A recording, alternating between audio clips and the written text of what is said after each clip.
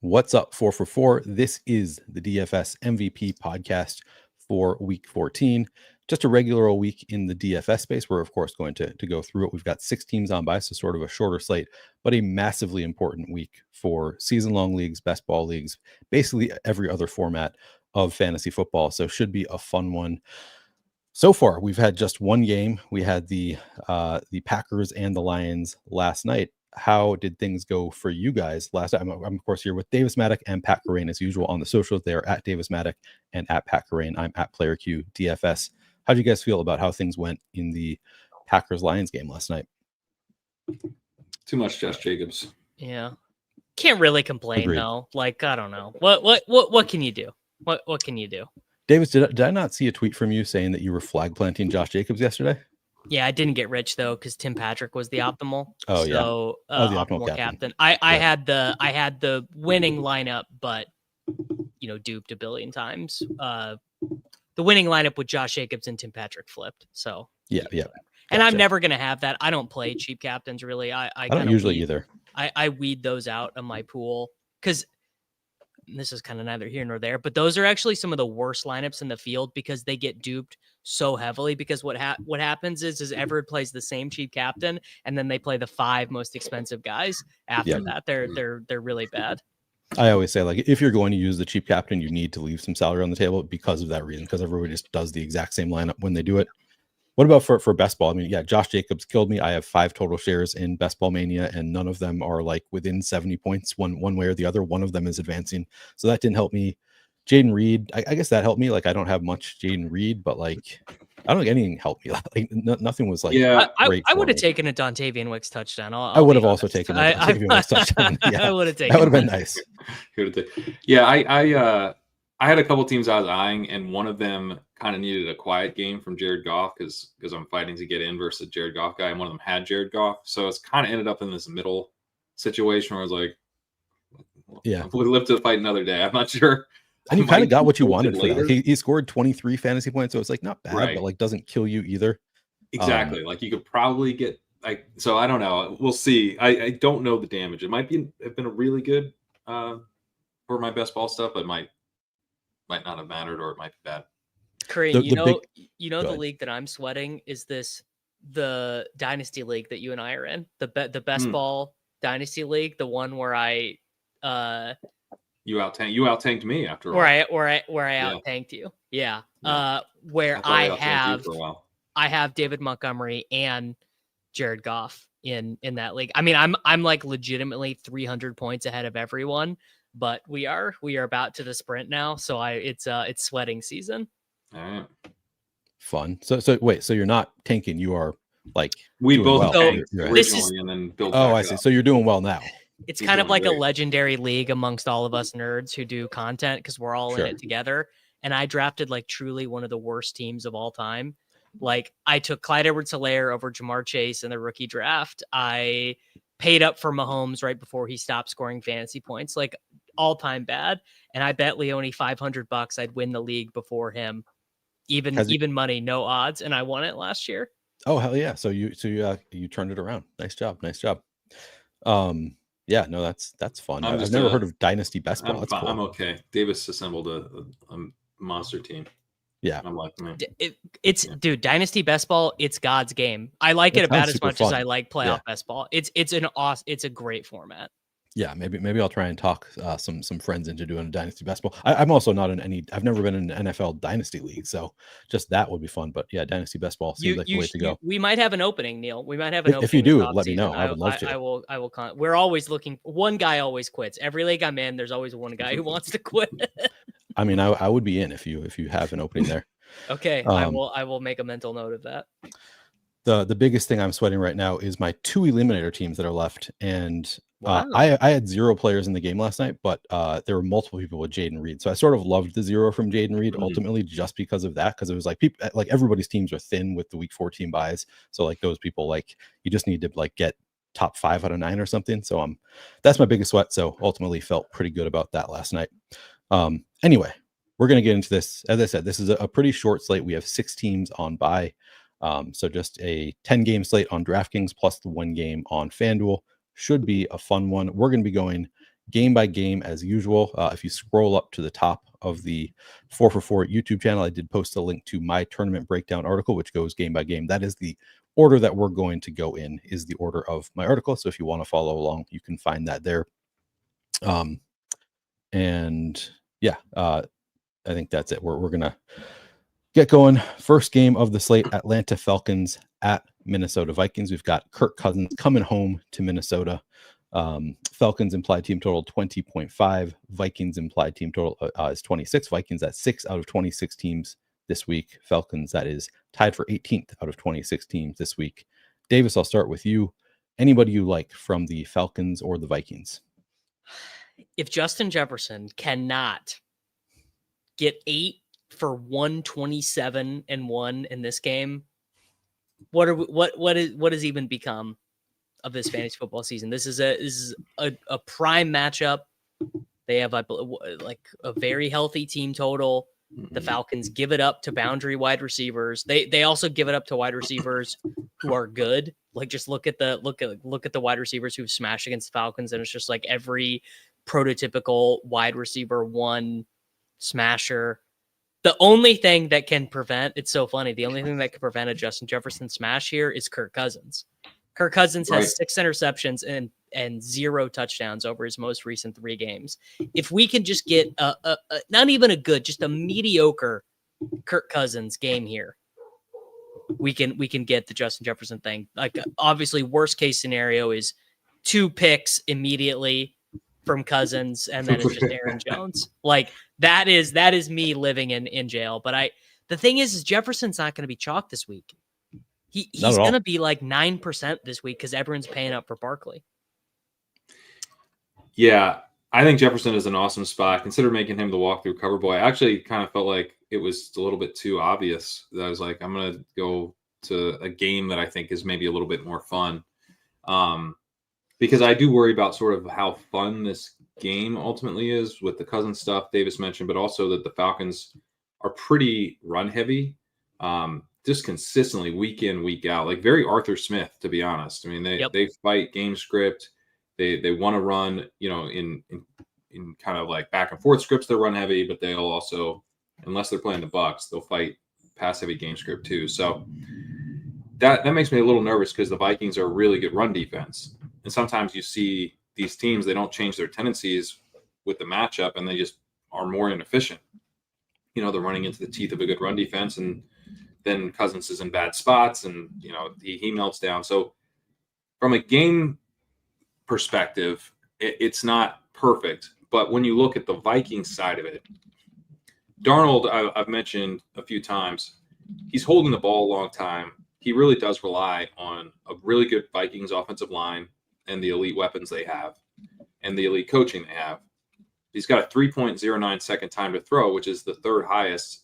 Only Lamar Jackson and Jalen Hurts are higher. And, he's a little bit of a different quarterback. He's not going to be able to buy time and scramble around. You kind of need the good protection and ideally a weak pass rush.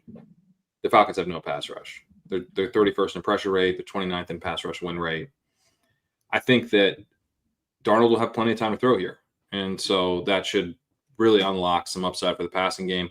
It's kind of whatever this game environment will give us. It could be big for Jefferson if this kind of comes together. It's a little bit of a boom bust spot, I think, for the game as a whole, but a very strong setup for the Vikings. You're getting paid off with ownership for that. Like, if the field just decided, like, all right, dude, we're jamming him 21%, 7,800 Jefferson, let's go. But they're not. They're basically like, people have reached the boiling. They're past the boiling point with Jefferson. They're over it. They're done. Yeah. No, I think that's right. We're all on the same page. We're all very ready for the Jefferson spike week. I'd definitely be here for it. Are you going to any Sam Darnold with Jefferson, or do you just like Jefferson? He's right now projected to be the most owned quarterback of the slate, which is crazy. Like, Hawkinson's pretty cheap. Addison is very cheap, but it's like, I don't know, man.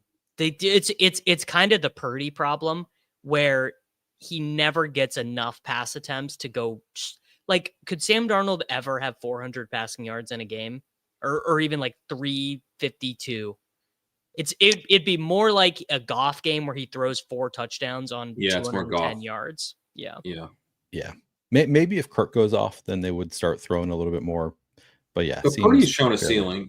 That style can work. I don't think he's Stafford, where somehow I don't know what happens with Stafford. Like it's like his points don't count or something. It's like there's a force field once he gets above 20 points on DraftKings. It's like there's a force field that's like somehow you can't get any more points. Yeah. Well, you just supported these 2 receivers. That's great. So correlation, you must have put up like 26 points. No, 19. What the 19. to be fair, he's had a couple big games like in the past 5 weeks. Like he's like long history of never scoring fantasy points, even though his receivers are good. But he has finally sort of broken that seal a little bit in recent weeks. Stafford. And anything else? So Jefferson, 100% with you there. I like Sam Darnold. I don't love the ownership coming in now. That's higher than I would like it to be on Sam Darnold. So I'm probably with you that that's not a spot I'm going to focus on if he's getting ownership. But I like other spots on the Vikings too. I think Aaron Jones, if Kirk is struggling, wheels up for Aaron Jones. Jordan Addison has actually been really good since TJ Hawkinson came back. 32 targets in 5 games, or seen pretty significant usage. He's only 5,300. Hawkinson 4,300. Do you have any interest? Do you guys have any interest in any of the other Vikings outside of Jefferson? I do. I think both. One thing I noted with Addison is he's got a 14.8 ADOT. He's been much more efficient recently. And you're like, if the play is that Darnold's going to have plenty of time to throw, the deep threat working past Jefferson's going to get doubled a decent amount here, and as he always does. And so, he gets to his second read, still clean. Hits Addison deep. You can see that. You could also see him checking down a lot. Check downs sometimes take a while. Having good protection is not a bad thing if you're banking on shorter, shallower targets. So Hawkinson could get peppered with targets, kind of depending on how the Falcons play things in coverage. I think one of these guys will have there's too many good options, and I think Darnold will be clean enough that there's going to be production in this passing game.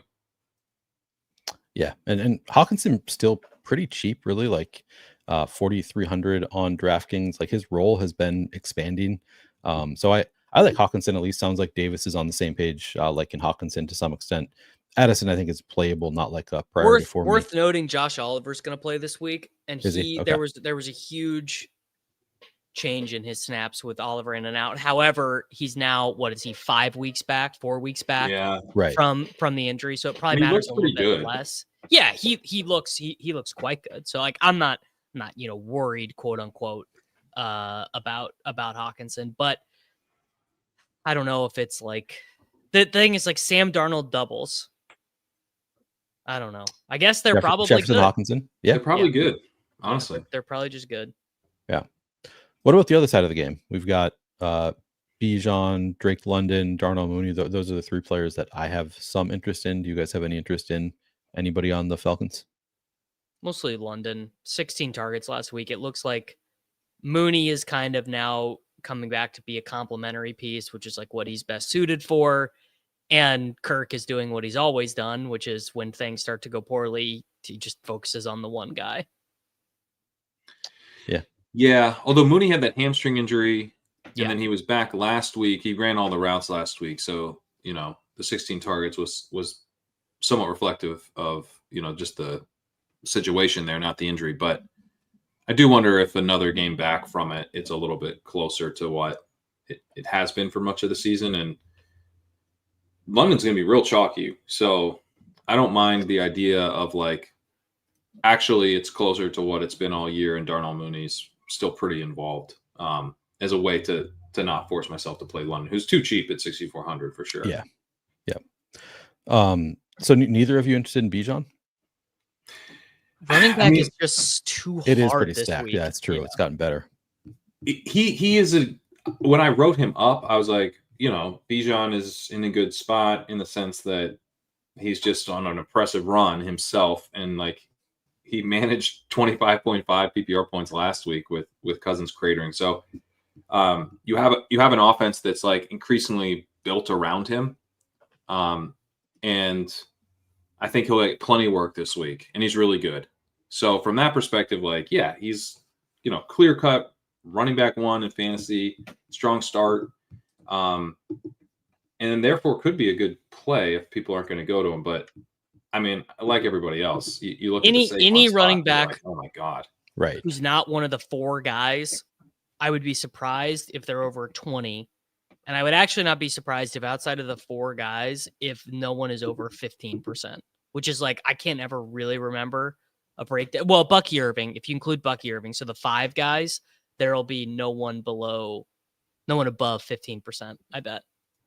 So we'll get to those guys as we get to those teams, but just off the top of my head, Saquon, Kamara, Garendo, and Braylon Allen, the 4 guys, and Bucky, and Bucky the 5th if he's active. Okay, yep, yeah, same page as far as chalk goes, but we will talk about those players as we get there. All right, let's move on to the second game. I'll go to Pat first for this one. It is the New Orleans Saints at the New York Giants. The Saints have an implied team total of 22.5. That's tied for 13th out of 26 teams on the week. Giants implied team total 19. That's tied for 22nd out of 26 teams on the week. Pat, how much interest do you have in anybody in the Saints and Giants game? I mean, what if an entire offense became one over the hill running back? That's the question that week 14, 2024 is asking. And turns out that guy's a really, really strong play, even if half the field's going to play him. Yep. Kamara projects extremely well. No Taysom Hill. So that's the, one of those things that you don't think of a tight end really affecting a running back, but a hybrid player like Taysom Hill, going to just means, he's not a tight end. He's more of a running back than a tight end. Right. That's really what he is. Is mostly a running back who plays some tight end, plays some quarterback, but yeah, mostly a running back.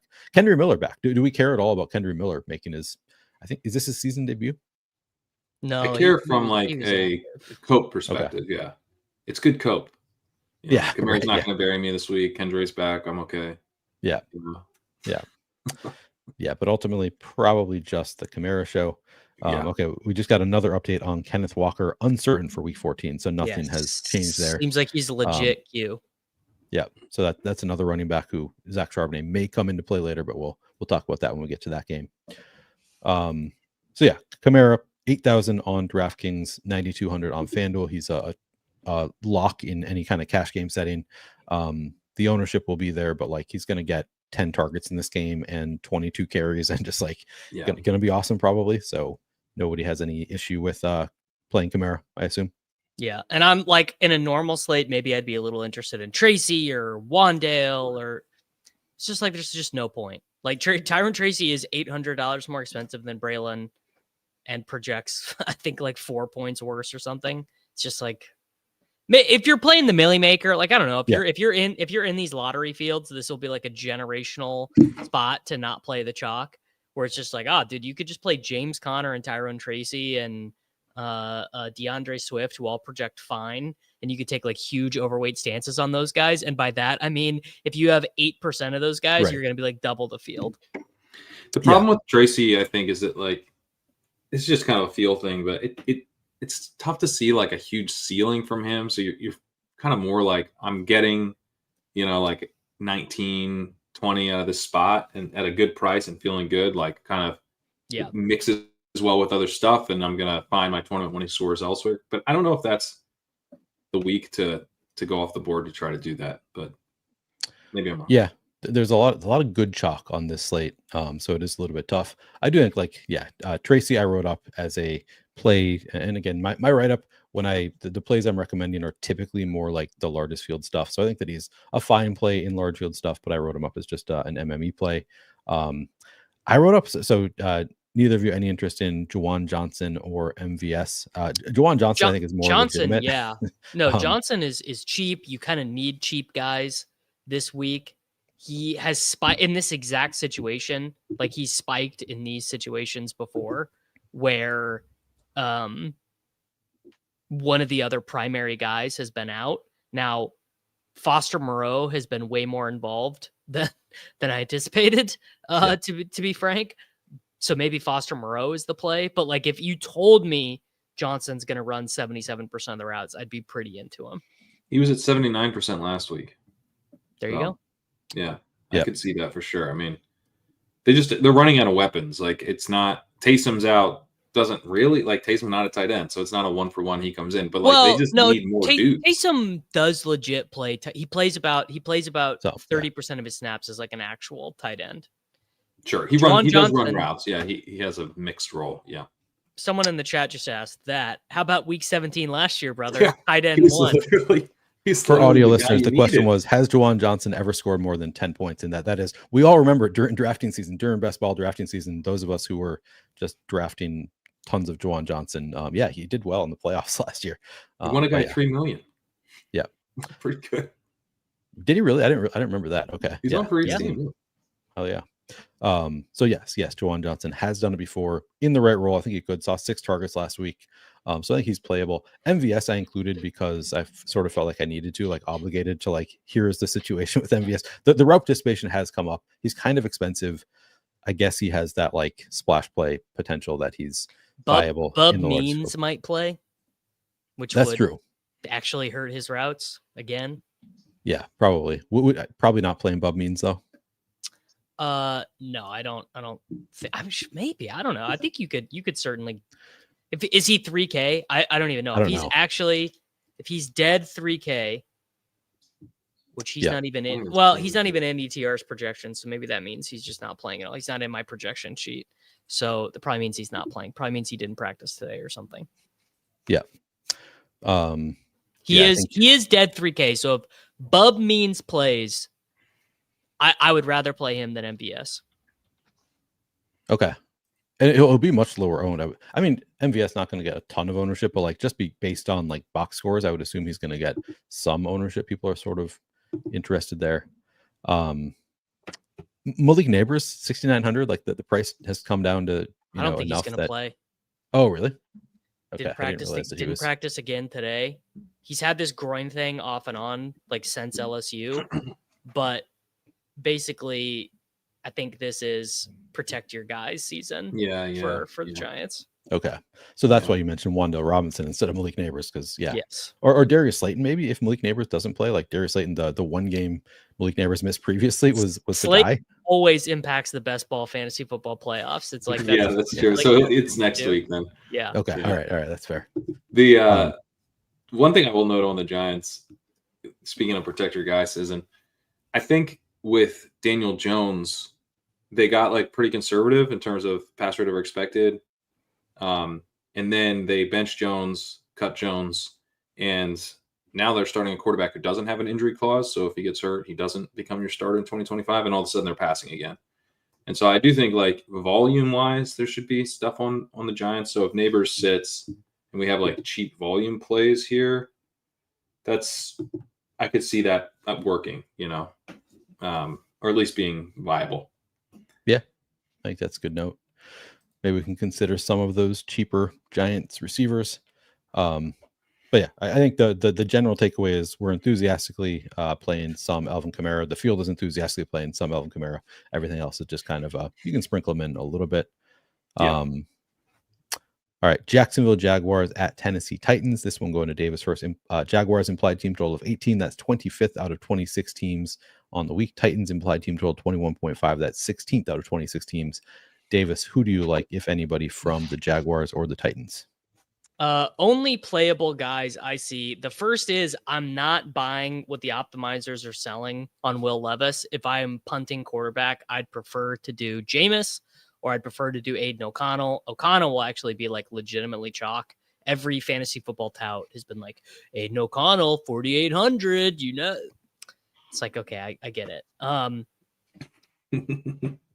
Brian Thomas Jr. Brian Thomas Jr. is like insane salary leverage on Jacoby Myers and on Juwan Jennings. Jennings and Myers each project for about 25 to 30% ownership.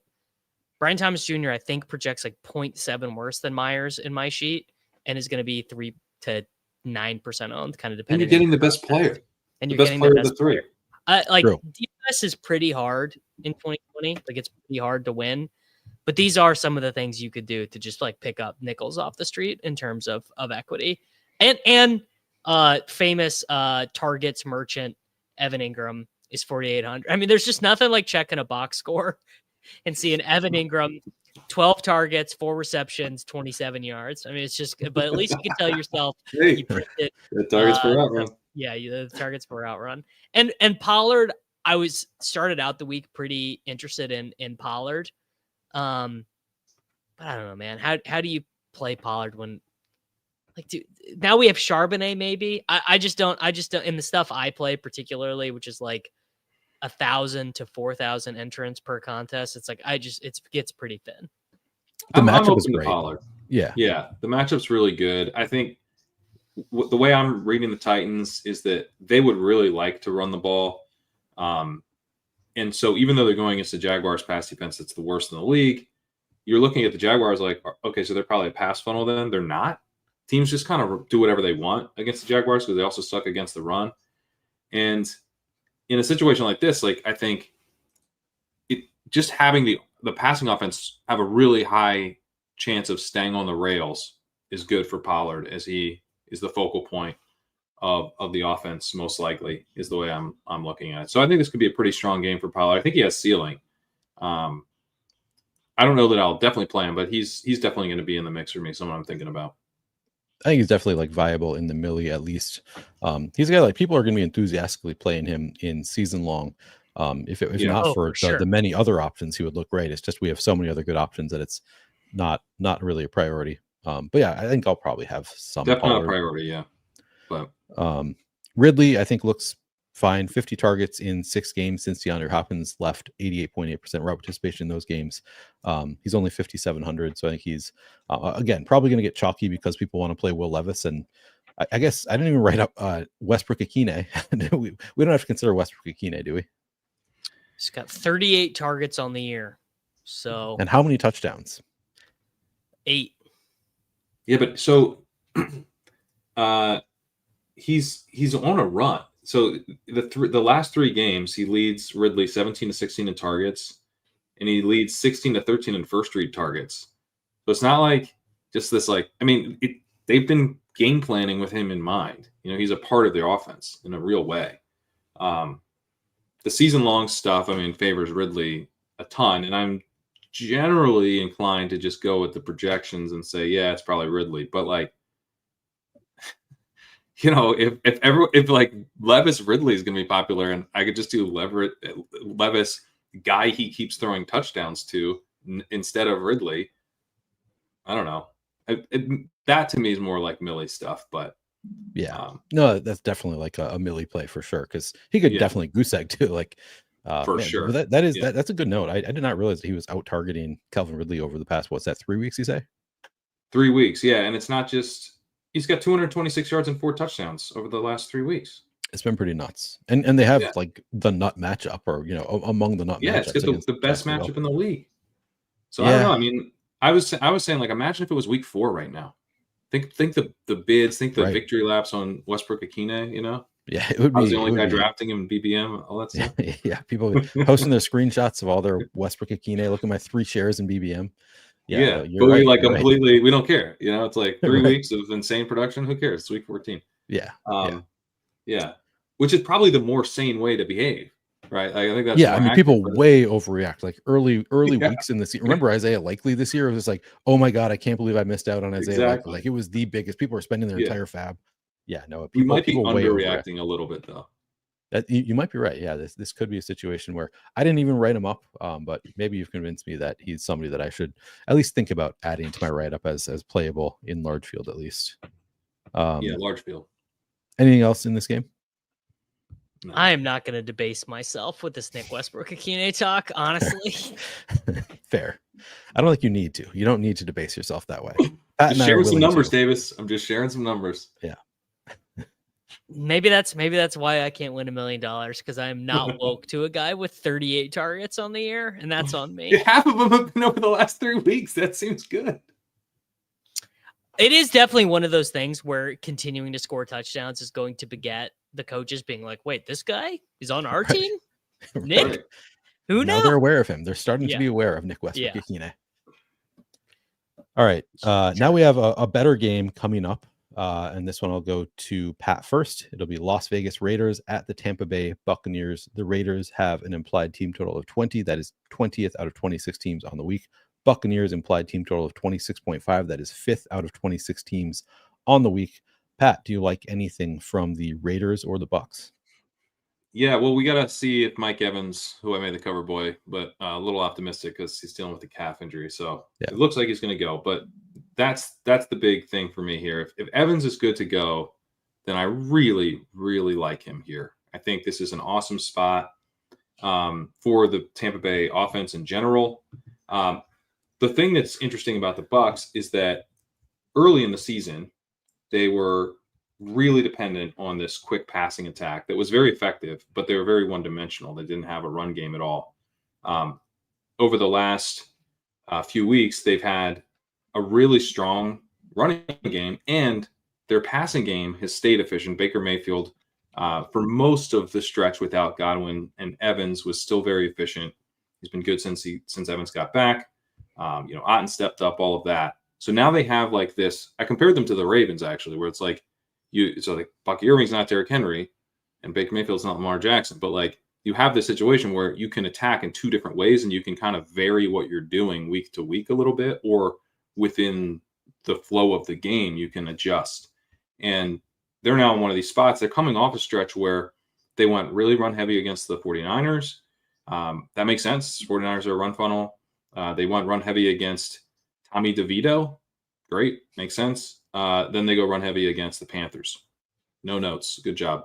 But they have been pass heavy at times this season against the Ravens, against the Falcons, without all the receivers. Like without the receivers, they posted a 73% pass rate. 68% against the Chiefs the following week. Early in the season, they hit above 70 against the Broncos. So if pushed, or just in a competitive game, I think the Bucs could get back to kind of the previous iteration a little bit. Otten, I think, is a strong secondary weapon. Not as good as Godwin was, but capable. And frankly, Godwin was the number one, but now Evans is the number one. And I think very well situated here if the Raiders can show up. But the Buccaneers defense is not very good. So the thing I really like when I look at this overall game environment is the Raiders pass. The Raiders are not afraid to try to win these games that they are dogs in. They got one of the highest passing rates in the league. They have a really high expected pass rate every week, but they roll with it. They don't really try to hide and win comfortably. They're willing to drop back and just pepper Brock Bowers with 1 million targets. So I think this game could be like one of those two kind of bad teams like shooting it out. And if Evans is healthy, I think a lot of it could flow through him. So Evans on the Bucs side. Davis, do you want to weigh in on? I guess add your thoughts on the Bucs. I honestly like Evans is a smash, but I think I do prefer Jefferson based on how I expect the field to go. My thought is every player in this game is going to end up looking like shit in post-contest sims. Like you're going to run your stuff on Saber Sim or whatever after the contest and be like, what do you mean you played Mike Evans at 37% in the spy? What do you mean that Jacoby Myers was 26% owned? Like it does. You said he was 13. Well, he wasn't. Yeah. Yeah. Does now, feel that way. That doesn't mean that these are bad plays. It doesn't mean that. It's just like, just know whenever you're building your stuff, the ownership is wrong. It's all too low. It was the first thing Pete said to me this week was, "Oh, dude, I love AOC this week." Like first thing I knew about this slate was that the thought leader himself loved AOC, and everyone's he's 4,800. He's like generally been good for fantasy when he's played. The stacks are so easy. There are two guys on the team that they throw the ball to. No one else gets the ball. There's one guy on Tampa Bay that gets the ball when they throw. And then everyone loves Bucky. See, I was starting out thinking maybe Bucky ends up being overowned, but I kind of like Bucky more. I feel like he's the one who gets squeezed in all this stuff, but maybe I'm wrong. Well, he had the injury designation for much of the week. The question does he not now? Does he not still? No. I guess he did. He has a Q tag on the final report. Okay. Because I was going to bring up like, what if Bucky sits? Like, do we add another potential running back here in Rachaad White or Sean Tucker? I mean, Rachaad White would say I regret to inform you that Rachaad White would in fact be a play against the Las Vegas It would be a Raiders. good play. It would be a good play. If Bucky sits. Yeah. Yeah. He had 7 carries last, or let me pull up his. It was an absurd. It was like much higher than I would have thought. Wait, who did? No. So Rachaad White last week had 11 carries. Yeah, he's not nothing. It's not nothing. Bucky just had 25, so we didn't care. Right. Yeah. Like Rachaad White. I mean, he played like half the snaps last week. 40 and 42. Yeah, he's still doing his thing. So, yeah. I mean, if Bucky's out, like he's going to get a lot of work. I believe Rachaad had the game icing rush, a 39-yard rush at the end. I'm pretty sure that was Rachaad. Oh, yeah. I think that's right. Yeah. Because it was, I remember being shocked because it was like, what are you doing in the open field, bud? Right. You lost. But nobody's, to be clear, nobody's playing Rachaad White if Bucky is in. But if Bucky's out, suddenly he's going to be added to the mix of like pretty interesting running backs. I almost wonder if that like steams the game more if Bucky's out, because then Rachaad White becomes kind of an obvious play, and you're just like, I'm just betting on this game to have a lot of volume and be fun. Right. Yeah. So, I mean, my instinct is that I love this game. Pat kind of described like the perfect game that I love, which is like bad teams with the possibility of shooting out because they have bad defenses, like the chaos of bad defenses. And they don't care. They're just, I know. They don't just chuck it. This is what you see why like the whole DFS nerd universe is aligned in loving this shit. That is true. We all love this shit.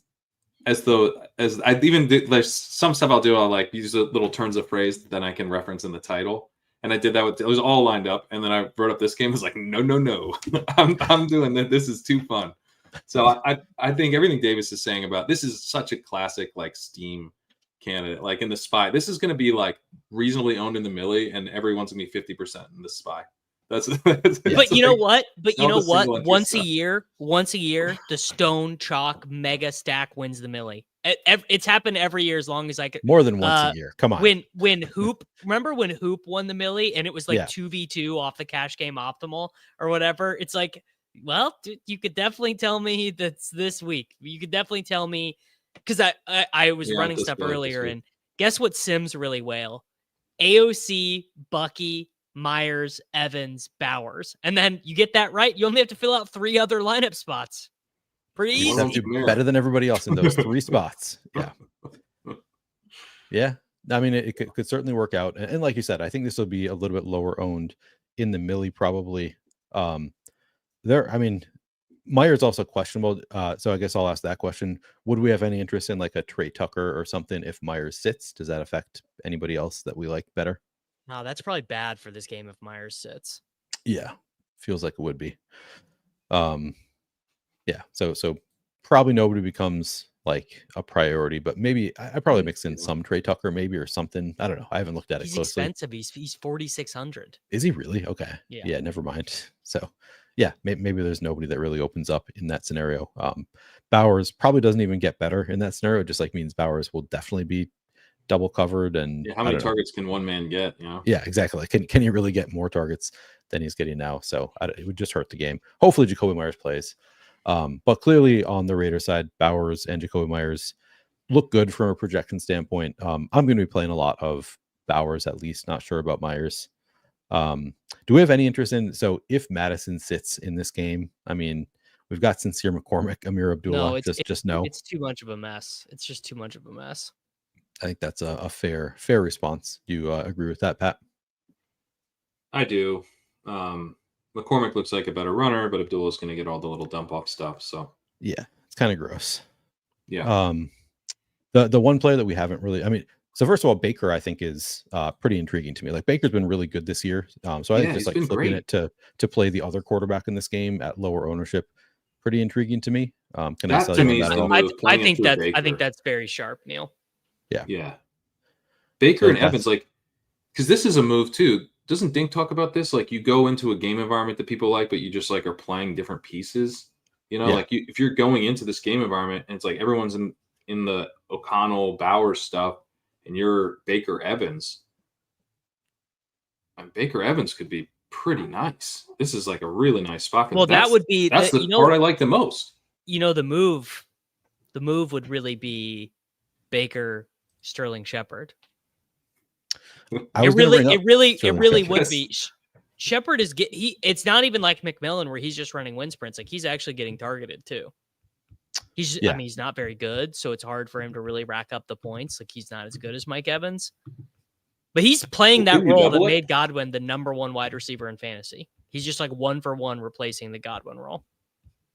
Yeah, I was actually, so I didn't write up Sterling Shepard, and as I was looking through this, I realized that I made a mistake. I meant to write up Sterling Shepard. I drafted him in the cage match this week. Derek Brown, super into Sterling Shepard. Seems like it's a pretty good matchup for 14 targets the last 2 weeks. Yeah, and he's what, 4,000 How many yards, on Davis? DraftKings? How many yards? That's not relevant. It's not relevant to what we're doing here. But he does have 16 yards on 7 targets 2 weeks ago. That's 16. It's not great. It's not great, but it's a great matchup. Feels like he could get it's there. It's a great matchup. I actually think that's a good shout. Like I'm more likely to play it as like a double with Evans than to play it through Shepard. But like just a one, yeah. Yeah. But Otten is going to be pretty popular, it looks like. So just like going and grabbing the pieces no one wants that are like good pieces in a great game environment, it feels pretty awesome. Yep. And you just mentioned Otten. He was the other one that I was going to give a shout to. Just I think he had like 7 targets last week or something like that. Like he, in the 2 games, he has 10 total targets in the 2 games since Mike Evans returned. So I think he still has like somewhat of a role, but he would be like a big target for me. I think if Evans were out again, suddenly it would just be like back to the Kate Otten show. Would you agree with that? Because he was up to like 5,500 for a while. Otten is, yes. I think you're very directionally accurate here. But wouldn't he become? He's already chalky. So if Evans is out, wouldn't he just become like part of the bring back on all this? I'm saying even if Evans is in, he's just good. I think I like him better if Evans is in because he's going to be a little more tame. Agree. Yeah, I guess depending where you look, he was not chalky the first place I looked, but now I'm looking at a new place, and yeah, he just does look kind of chalky. So you're right. A bunch of places have not reran their stuff since Brees is probably not going to play. Yep. But yeah, Otten. Yeah, probably better. You're right. If for GPPs, if Evans is out, I'm guessing he would become a cash game play if Evans sits, but we can worry about that later. Anything else from this Raiders Bucks game? Or not at all. Not at all. Well, we should talk a little bit about Bowers. Like, I think the move might be playing Bowers neutral of this game with no other pieces from this game. Because that I feel like his ownership is going to be very high, but it's going to be really highly correlated with I like that. With AOC and Baker and Evans and Buck. Like, it's just going to be very highly correlated with this game, I think, it seems. I could also see this game kind of being a little bit of a flop, but Bowers having like 15 catches. 13 catches, The Trey McBride. We call that the Trey McBride. Except for maybe scored the touchdown too. Could he score a touchdown, please? Yeah, right. Yeah. No, I think Bowers just looks awesome. He's 6,500. I still don't think that's expensive enough. Just they target him nonstop. He's really good. Yeah. Nothing negative to say there. All right, let's move on to Cleveland Browns at Pittsburgh Steelers. Browns implied team total 18.5. That's 24th out of 26 teams on the week. Steelers implied team total 25. That's 8th out of 26 teams on the week. Davis, I think you already mentioned that you have some interest in Jameis here. How much Jameis interest you have, and are you playing anybody else from this game? Yeah, this will be the one way I get to get weird this week, because it seems like despite him literally throwing for 400 yards on national television 5 days ago, people are like, well, that could never happen again. There's no possible way that the team, like, there's no possible. It's the Steelers, dude. It's the steel curtain. It's not happening. Yeah, Jameis at 3%, Judy at 11%, Elijah Moore at 9.7%. David Njoku at 8%. I mean, these are just, you don't even have to squint to see it. I mean, they got over the game total in a game where it was 20 degrees and snowy versus this team, like, and I keep waiting for the other shoe to drop. Like, oh, they have Chubb back. This is the Browns. They want to go run heavy, and they never do it. Every game It's like Dorsey, man. They have Ken Dorsey now. 42 pass attempts for Jameis again. Who could have seen this coming? Yeah, it's a beautiful thing. It's a beautiful thing to watch.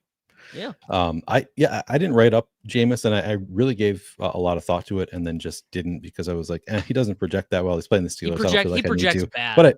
But I think you're right. Like he is one of those. It's like, maybe throw the projections aside. Like, you can certainly make a case because he throws it, like you said, he could throw it 55 times in a game, and we're not going to be shocked. yeah. So yeah, I think makes sense in a GPP. Jameis pick 6. You're just like, all right, let's go. Fire up the fantasy point machine. Yep. You know. Yep. I really hate this. I actually have a bet with Leone that Russell Wilson won't start this week, that I made back in the summer. So we'll see if that plays out. He's looking favored. I think his calf does seem fully healed. Yeah. It seems you really did run poorly with Justin Fields starting the year as a starter. No, because I also made a bet with Sam Sherman that Justin Fields would start the year. And then he had to sweat that all summer and then pay me money. So that was I've never run more pure. Yeah, that worked out really well. Okay. Yeah, now that money goes to Leone, though. Really, where you ran poorly is that they put Russ in, and then Russ has been really good. Like that's where Russ has been good. Like, nobody saw that. I know. It was the flip. Russ. It was the flip. Yeah, exactly. Well, but speaking of Russell Wilson and George Pickens popped up on the injury report today, which I thought was strange. It's probably not a big deal. I like Russell Wilson more in the draft games on Underdog than I do on DK. I don't know. How many points can he get? I guess he has got 30 this year. Maybe. Yeah, man. He can get more points than I would like to admit. But yeah. I think pretty, because what I was pleasantly surprised by last week is that the Steelers actually passed the ball in a game environment where they got pushed a little bit. 65% pass rate. They only had a 54% expected pass rate. So they were 11% above expected. For the Steelers, that's like a gajillion. Like, that's just, they don't do that. They don't do that. Like, for years, Arthur Smith has just refused. You remember the stuff you predict that then like doesn't come true at all. And I've like several times been like, it all is lining up for, and now I guess I'm doing it again here, because I'm thinking maybe finally the Steelers could get pushed, but they showed a willingness to pass last week. Russell Wilson had his best game of the season. Ultimately, I think I mostly prefer it through Pickens as opposed to forcing a stack with Russ. But Pickens has been awesome this year. Yeah, he's been 2.37 yards per out run. He's 87th percentile on open score. Used to be kind of just the contested catch guy. He does everything now. Yeah. So I'm pretty into Pickens as part of this game environment. If we're betting on Jameis to show up and do some stuff, then I think Pickens is kind of an awesome bring back, or even just a one-off play as a bet that game environment's more fun than people think. Same page. Yeah, I think Pickens looks really good. He's not mega expensive or anything. Najee Harris, another one of those running backs who's like, he projects pretty well, looks okay, but then when you put in the context of all the other running backs on this slate, I don't know how much I actually get to. Either of you have any interest in Najee? More a season long, just like a strong running back 2-play type thing. Yeah. And then I wrote up Jerry Jeudy, David Njoku, Elijah Moore. Cedric Tillman looks like he's going to miss this one. I don't think he's ruled out. Okay, he's ruled out. So it's actually really good for Moore, Njoku, and Jeudy that Michael Woods played over Jamari Thrash in the last game, because Michael Woods is your classic Nick Westbrook-Akine. You're like cannot earn a target to save his life type guy. Whereas Jamari Thrash would have been like a targets per out run guy. So it is just setting up for Jeudy, Moore, and Njoku again. Moment of silence for my big board bags there. Jamari Thrash. Did he get hurt in that game? I thought I read that he got hurt like early in that game. Oh, maybe he did. Maybe I missed that. I know Elijah Moore went into the tent in that game. Maybe I really just want that to be true, because I talked a lot about Jamari Thrash in my showdown breakdown and did not even mention Michael Woods or whatever. Like, I didn't even know that he was a thing. And then, so I'm justifying it with an injury. He did get hurt because he is ruled out against the Steelers. Yeah. So probably don't need to go to Woods, but the big three look good again. Jeudy, Njoku, Elijah Moore. Pickens can go to Russ. All right. I think that's good enough for this game.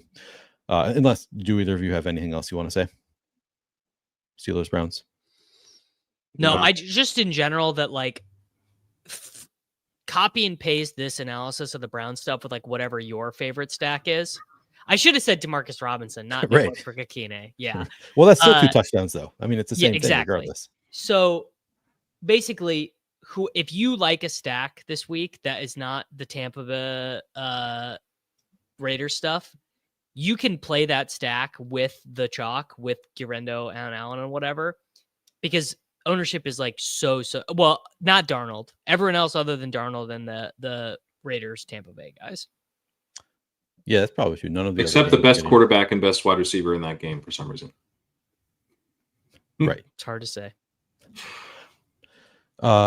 Going to Pat with this one, Carolina Panthers at Philadelphia Eagles. Panthers have an implied team total of 16.5. Eagles 29. Eagles, that is the highest implied team total of the slate. Panthers, that is the lowest implied team total of the slate. How much is Saquon going to kill us this week, Pat? Well, I've been impressed lately with Kenny Gainwell. He's looked really good.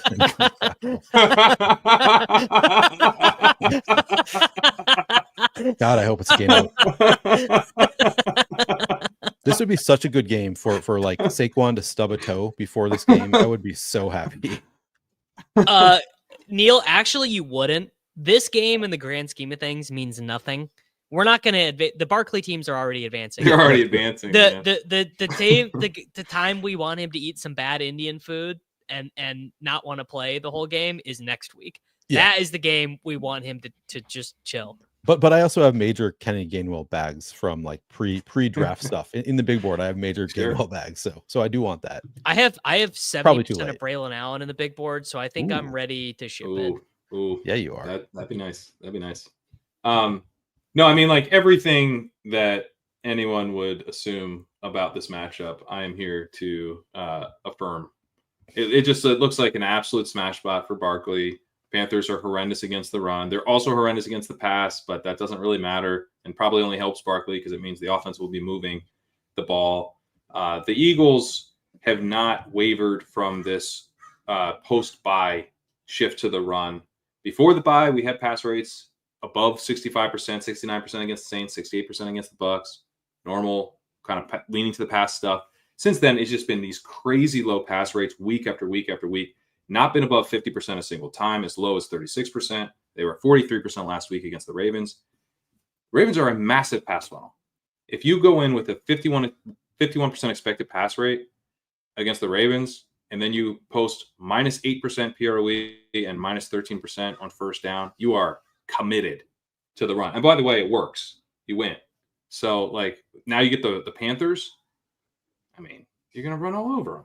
The Panthers are one of the biggest run funnels in the league. So, yeah, everything. I mean, Barkley now, he's up to 452 rush yards over expected, the highest we've ever seen. Really glad he's got like 5 games left for that to get to like 500 plus. He needs 122 awesome rushing yards per game to break the all-time record for rushing. He needs 140 scrimmage yards to break the all-time scrimmage yards record. Do you think that factors in? Like, to what extent do you think he's going after that? He's got so much time. Who cares? Like, yeah. It would be my opinion that he would very much like to.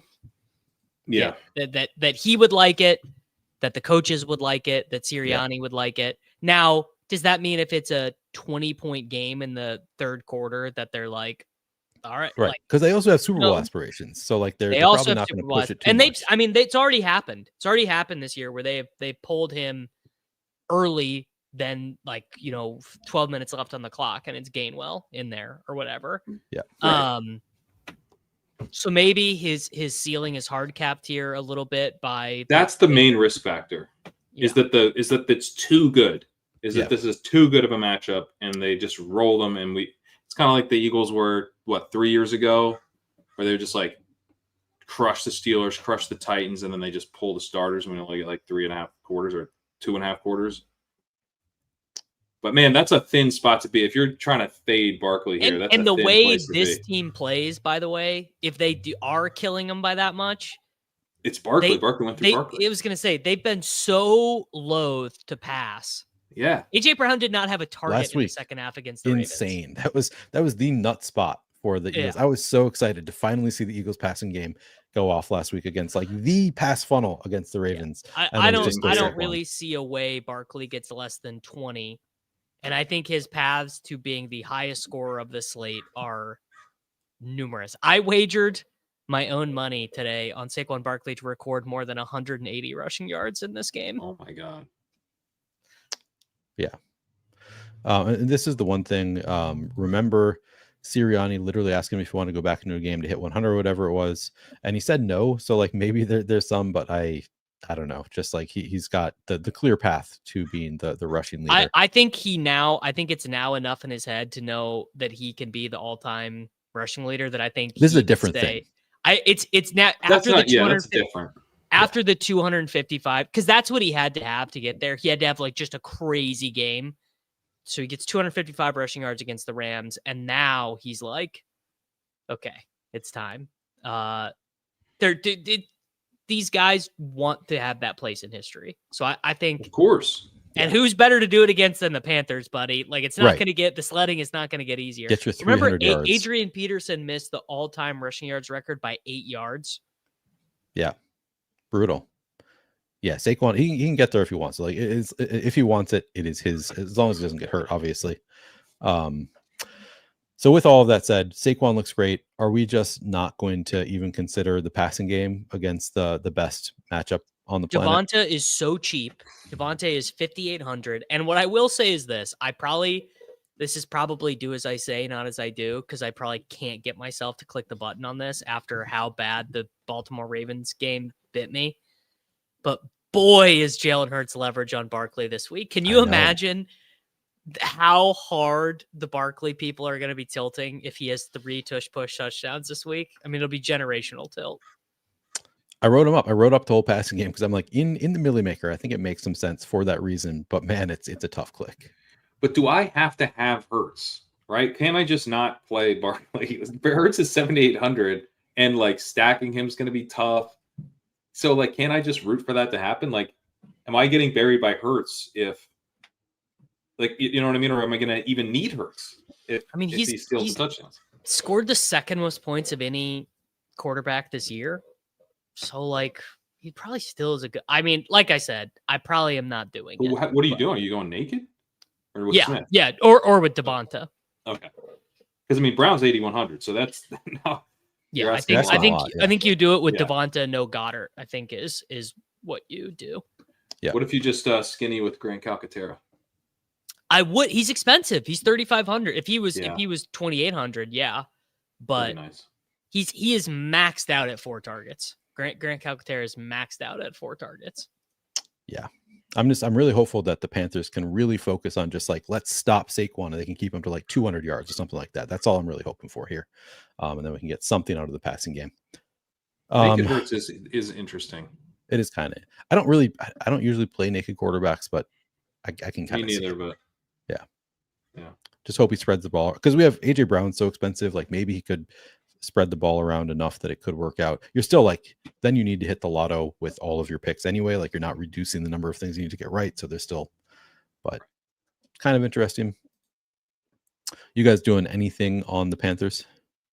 I do like Thielen. I legitimately like, I know he's going to get locked down by Reed Blankenship and Cooper DeJean, the exciting white versus the exciting white. But Thielen is about to go on the run that he went on last year, where he averaged over 19 points per game for 6 weeks. Like, he's healthy. He's been on the IR, eating good, on the exercise bike, not getting tackled. He looks. Hands are still as good as ever. Hands are still as good as ever. Yep, I can see that. I don't remember who I went to first last time. And you went to me. All right, then I'm going to go to Davis first in the Jets at Dolphins. Jets have an implied team total of 19. That's tied for 22nd out of 26 teams. The Dolphins implied team total 25.5, 7th out of 26 teams on the week. Davis, who do you like, if anybody, from the Jets and the Dolphins? And I, in my write-up, did not know that Breece Hall was going to be out, so I'll note that I've got to add Braylon Allen there. But Davis, who do you like? I like Braylon Allen. Hot take, I like him more than Guerrero. I think he, despite having a worse team total and a worse matchup, is a better play. Expect him to be a little bit less owned. I expect there to be some frenzied concern about Isaiah Davis playing passing downs and things like that, to which I say, you guys just got to learn ball, man. Braylon Allen, if this game is even remotely competitive, Braylon Allen is rushing 22 times for 112 yards and a touchdown. It just like really good. I watch him play a little bit. Just like watch his Just Bombs highlights or something.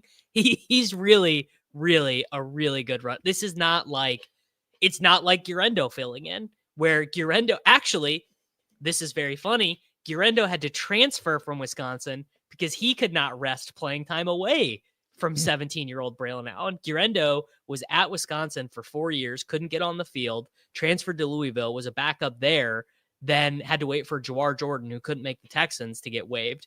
Basically, what I'm saying is I think Gurendo's probably pretty bad, and I don't think he understands the zone blocking scheme, and that's why he was behind Mason. He just runs real fast. He just runs real fast. And not to say Gurendo's a bad play, because I don't believe that at all. I think Gurendo is a good play, but Braylon is a better play. And in the context of this slate, A-Chain, I'd be stunned to see A-Chain higher than 4% in any contest. And it's like, dude, he's Devin A-Chain is a massive home favorite against a team that is completely given up. Like this, what if this is the game? What if this is the Broncos game? What if this is the game he just wakes up and scores 4 tuds? Yeah. What if? And he takes all of the Raheem Mostert too, so he scores 99 fantasy points himself. And that was the game. By the way, the game against the Broncos, the deal was they gave up. Well, guess who was very close to giving up? A team that just placed 3 of their defensive starters. What do you mean very close to? Right, yeah. Dude, Aaron Rodgers threw a block last week. You remember that block? Aaron Rodgers doesn't give up. Everybody else is giving up. Yeah. Yeah. Yeah. Yeah, I love the A-Chan call. That's a really nice one. The Jets are a pretty big run funnel. The Dolphins have this passing game that is like really built on getting the ball out quickly. They're obviously a lot of that's flowing through Jonnu Smith, but a lot of it flows through Devon A-Chan as well. His 16% target share is the second highest in the league. I think, he'll have both rushing and receiving production here. The Jets are a run funnel because they suck at defending the run. They're 27th in EPL upper rush, 25th in rushing success rate against. And I think this Rodgers stretch is kind of like, I think he's done, guys. Like, oh yeah, maybe he's not controversial done anymore, but yeah, like, I pulled up the EPA chart for weeks 10 through 13. He's like the worst quarterback in the league. Cooper Rush is right next to him. I think Drew Lock is like a hair worse in EPA per game, but better in success rate. Like Rodgers is down here where we usually found Zach Wilson. I dug into it a little bit. Honestly, for the whole season, but especially the last 3 weeks, you look at his quick throws. He's throwing quick a bunch. That's been kind of a Rodgers thing. In 2021, one of his MVP seasons, he had 99 EPA on 278 quick throws. That was the highest total in the league on quick throws, on the 4th most quick throw attempts. This year, he's generated minus 6.6 EPA on quick throws. He's attempted 232 of them, and only Anthony Richardson, Will Levis, and Bryce Young have been worse. So this super inefficient short passing game, the please don't hit me passing game. And I think that probably is good for Brandon Allen. Honestly, like, if my goal is to get the ball out as soon as humanly possible so that I don't get hit. And by the way, the Dolphins lead the league in time to pressure. They don't have they're 15th in pressure rates. They don't have like an amazing pass rush, but when they get home quickly. I think you get home quickly a couple times on Rodgers in this game. He's just gonna be like, cool, I'm done.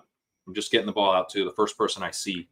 The thing is that he still is very accurate and still has the arm, but he cannot get his body positioned into the platform in which to deliver the throw. He'd be great at catch in the backyard. No one would be better at catch in the backyard than Rodgers, but like real football with the bullets flying, he looks 41. Yeah.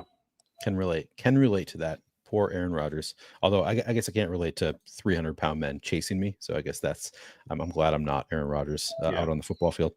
But it could be good for Allen. It could be great for A-Chan. right? Like in terms of game script and all that stuff. That's one of my favorite calls of the week. I mean, huge ceiling on him. If you're gonna like not have Barkley in a lineup, it's nice to have someone who does have a pretty massive ceiling, even if he's way less likely to get there. Yeah, no, I think HN liked that call. Bill Byer says he can still throw a Hail Mary. Yeah, because they don't like go after him. They just let him sit back there and bomb it in a Hail Mary. They just throw everybody back. So he has that kind of time like a backyard. That is true. What about Jonnu at all, Davis? So like Jonnu in my sheet is projected as the second most raw points at tight end, but there's just something I don't believe about it. Does that, it's just like, I can't, I know he gets all this usage and he scored the long touchdowns. It's just, I don't know, man. I'd rather play Trey McBride or go cheaper, but he is a very That's very my good struggle too. I want to go to the more expensive guys. I'm like, I guess I'm kind of with you. Like, I see it. I think it makes a lot of sense. Probably should be going there. But also just, I want to play Trey McBride and Brock Bowers and David Njoku, and it's tougher for me to get there, but probably, I guess everybody's going to feel that same way probably. So he probably comes in, like, gets squeezed a little bit and maybe becomes interesting. He definitely will. And the other thing is no one's playing tight ends in flex this week. Oh yeah. So that is a big impact on ownership. Yep. And then Devontae Adams, Garrett Wilson, I don't know. I feel I always feel sort of obligated to write them up because they always project like pretty well point per dollar. But I'm never enthusiastic about them. Yeah. Yeah. All right. It's tough, man. It's really tough. Yeah. No enthusiasm there. No.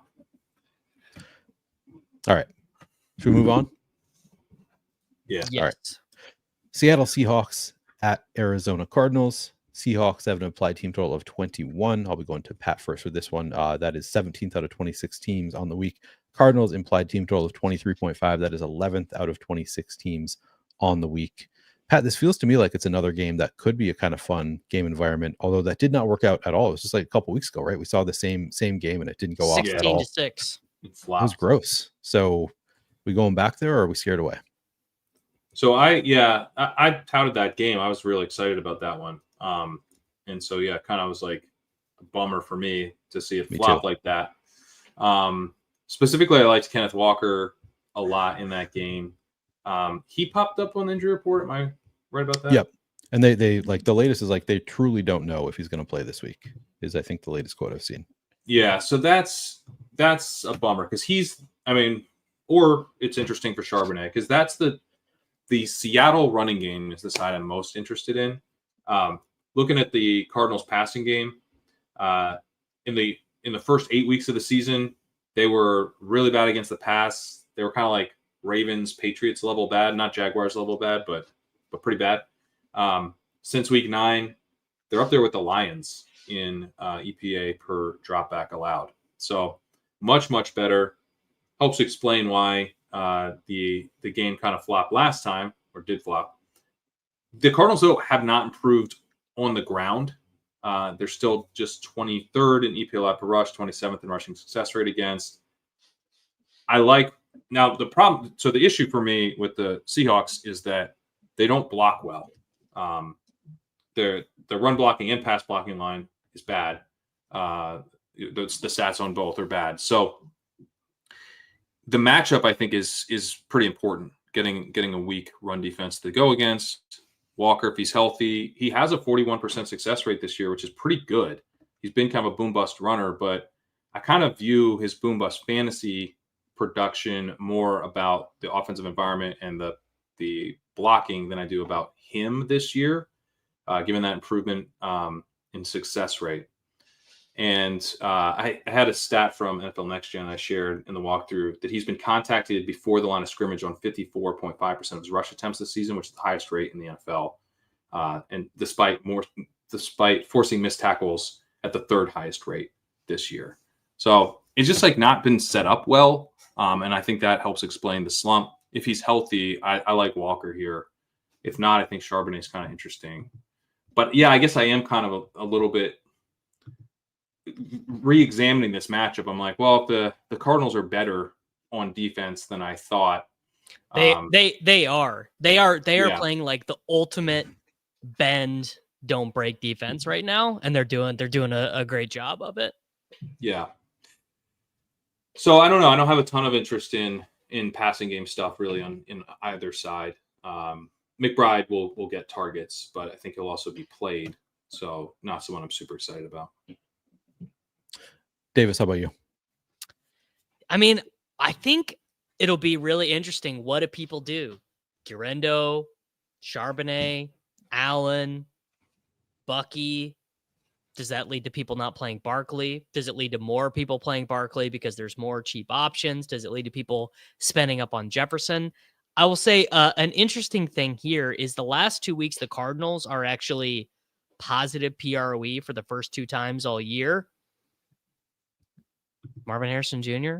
Can I interest you guys in $6,000 Marvin Harrison Jr.? Marvin Harrison Jr. less expensive than Jackson Smith and Jigba. And I do like JSN too. I think JSN is kind of the natural fit here against Seattle's defense. They kind of try and keep it, or against Arizona's defense, where they try and keep everything in front of you. They're not trying to let Metcalf, get open on the boundary, which he is very wont to do. Yeah, I like JSN. In fact, Marvin Harrison Jr. at 6,000 does kind of feel like a pretty saucy 4% play, especially because you don't get this all this often where the coaches don't lie to you. So we're going to build the whole passing offense around him, to which he meant in the sense of everything that's not already giving to Trey McBride. Like, just grant that Trey McBride is going to have 12 receptions no matter what we tell Kyler to do. That's just going to happen. And then everything else that's not already automatically credited to Trey McBride is going to Marvin Harrison Jr. You actually have to build the whole offense around Marvin Harrison just to ensure that someone else is targeted. They would build it around Michael Wilson if they didn't have Harrison. Yeah. I think the Cardinals, the PROE stuff, they lost both those games and they ran really inefficiently in both games. And so I would view that as them being like, this sucks. Let's get back to running the ball. Let's really, really try to establish James Conner early in this game and get our offense on the track that we wanted to. I mean, Davis, you talk about this all the time, that they're kind of like the Cardinals, like they have to have that certain They style. have to be able to run. They've got to be able to run. Yeah. But you could argue they are going to be able to run here, so the passing game is going to work. You could argue that. That is what I am arguing. I am arguing that. I am arguing that this is a Marvin Harrison Jr. spot because I expect this to be a good Kyler game. This is not going to be a game where you are flipping over to the Cardinals game and you see a 7-step drop back from Kyler in which he can't see anything and is basically playing 500 in his backyard with his nephews in that passes for a Marvin Harrison Jr. target. Are you interested in Conner at all? I like Conner a lot in the draft games on Underdog, where I think people are going to be too over their skis on these replacement guys. Like, I've been doing some drafts today, and people are like, oh my God, I got to get Braylon Allen. If I don't get Braylon Allen, I'm going to die. My whole family's going to die too. And that leads to just the very boring veteran guys who project for 16 points going undrafted sometimes. But then when you bring salary into it, and it's like, well, I can have 8% owned James Conner. I can have 12% owned Tony Pollard, or I can save a bunch of money and play Braylon Allen. Well, I'm thinking there's a chance every team I do might just be 2 of the value guys and then Barkley. I might just be like, I'm making 10 teams. I'm chopping and changing the 5K guys, playing Barkley, and if I die, I die. Yeah, that to me, I think Barkley does not. Like, people don't move away from Barkley for these cheaper guys. No. I think they use them. They sure don't. No. Yeah. You think people are moving away from Kamara? Yes. More than Barkley. That is what's going to happen. For the 9th consecutive week, Alvin Kamara is going to project for 23 DraftKings points. He's going to project for 28% ownership. You're going to open the SPY, and he's going to be 11% owned. But this will be the week he finally punishes the faders. This will be the week. This will be the week. Yeah. I take him at 11%. Sign me up for that. Oh, it'll be like 15 max. Yeah. He's kind of a smash if he's 15. Yeah. I'd be pretty into that. Not even kind of. He just is. Yeah. Oh, he's a smash at 20. Yeah. So what is our maybe I'm level of wrong. interest if Kenneth Walker ends up out? Zach Charbonnet's 4,800 on DraftKings, 5,300 on FanDuel. So it's a He's pretty the low best price. of all of them Yeah, because the I'm more passing game interested. work. Yeah. Yeah. He's like a snap consolidator too. He's kind of the old Alexander Madison. Yep. He just comes in, gets a whole backfield to himself, and he can do all the stuff kind of well. He's big. Yep. So he probably scores a touchdown. Kenny McIntosh has 3 touches on the season. So you'd like him better than Grendo. You'd like him better than Braylon Allen. Definitely better than Guerrero, to the point that Guerrero might end up kind of being sneaky. If all this comes through, Guerrero might end up being, Guerrero was only 18% owned. Really could happen that way. Yeah. It's possible. Yeah. Any Kyler interest? I probably should have some. Davis is getting some point about ownership. them being able to run the ball, and that unlocking the passing game makes sense. I don't know. They've been so up and down, and I keep trying to predict it, and it's just very difficult. So it's probably more large field stuff. I think he's shown such a ceiling that you should be always considering him, I think. Agreed. All right. Anything else from this game? We're ready to move on. I think we're good. Okay. Moving on to Buffalo Bills at Los Angeles Rams. Bills have an implied team total of 27. That's 4th out of 26 teams on the week. The Rams have an implied team total of, I did not write it, but it's tied for 13th on the week out of 26 teams. Davis, what do we like from the Bills and or the Rams?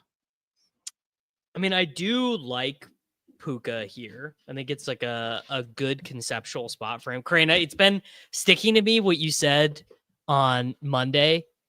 I think this was you. Like, the Bills are good against boundary wide receivers, but the Rams don't really have one. They all just run their routes over the middle of the field. This wasn't me, but it's I not like you. This. No. Yeah. I was crediting you. I don't know who said this, but it's a really good Puka spot, especially because it does seem that Kupp is in fact 31 and showing his age. Like, he can still get open, but he's in the Kelsey area where he can't run after the catch anymore. And I also will say, all these running backs, all these plays, Kyron is the same as he ever was. 100-yard bonus last week. Like, I guess Corum did get 8 rushes, but he like legit is going to be 1% owned. Like nobody, including me, by the way. I'm just saying it because I'm on a show. Right. There's no chance I'm playing Kyron Williams. I don't think I am either. Yeah. Yeah. I think you're making a good point. Like 100 yards and 2 touchdowns, well within the range of outcomes. Well within the range of outcomes. Well within the range, yeah. Yeah. Anything on the Bills? They score 30 every game and no one gets there. It's insane. 30 points 6 weeks in a row.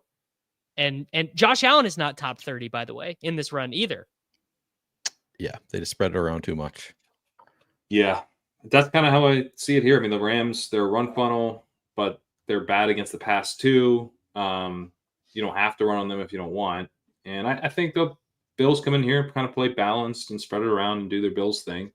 I mean, they ran the ball a ton last week, but that's related to the snow and everything. They're going to be. This is in LA, so I think they pass it more than last week, certainly. But it should still be a good game for James Cook. Like, I expect him to be plenty involved. And I don't love the Rams here. I think the Rams are not pass protecting well at all. We're seeing Stafford be more aggressive in games against really weak pass rushes. I've tried to get, I've been very excited about the Rams. It worked against the Patriots. And I was excited about him against the Saints. That didn't work. But in both games, his ADOT increased. His deep pass rate was reasonably high. Actually, the highest it's been all season against the Patriots. But they didn't pass a ton. And then you get in games where they get pushed, and like by the Eagles, and they will pass the ball, but they don't really want to, and they pass more conservatively because they can't protect Stafford, and Stafford knows that. So it's, getting the ball out more shallowly. So the Bills have a decent pass rush. decent is good enough to mess up the Rams. And so I think the Rams passing game is probably, I don't think they're going to be taking that many chances this week, opening things up, really going for it. The thing's going to be a lot more conservative. That could be good for Puka, but it might hurt the game environment a little bit if the Rams aren't really pushing back a ton. Yeah. Yeah, it's a tough game to really prioritize anybody in the game. I don't know. Do we have any other thoughts on this game? Not really. It's just the Bills.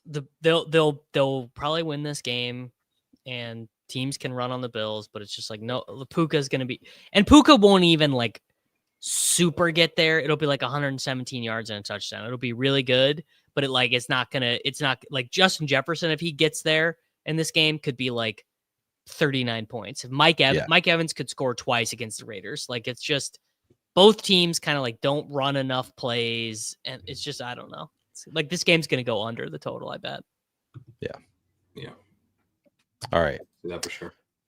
Chicago Bears at San Francisco 49ers. Going to go to Pat with this one. The Bears have an implied team total of 20.5. That's tied for 18th on the week. The 49ers have an implied team total of 24. That's tied for 9th best on the week. Pat, how much interest do we have in Isaac Guerrero or anybody else in this game? I mean, Guerrero is obviously a pretty strong play. And as Davis has mentioned, if people move away from him, he becomes even stronger. The Bears aren't good against the run. They're not as strong against the pass as they were to begin the season. Kind of cooling off a little bit. They're still very good, but they look like an elite pass defense, and now not so much elite, just like pretty strong. So I think the 49ers should be all right here. On the other side, I think the Bears probably go a little bit more towards the run here. The 49ers are a major run funnel. They're bad against the run. They're pretty good against the pass. Thomas Brown's been pretty pass heavy at the last couple of weeks. 77% pass rate 2 weeks ago, 83% last week against the Lions.